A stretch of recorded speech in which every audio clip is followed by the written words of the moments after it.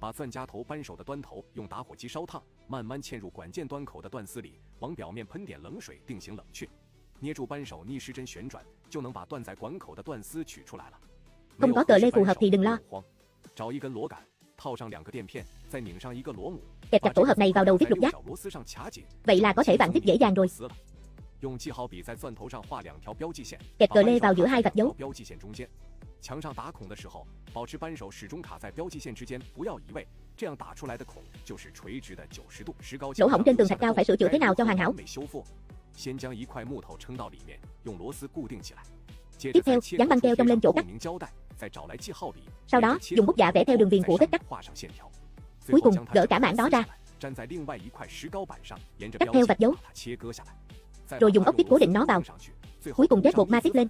Thế là bức tường thạch cao hư hỏng đã được sửa chữa hoàn hảo rồi.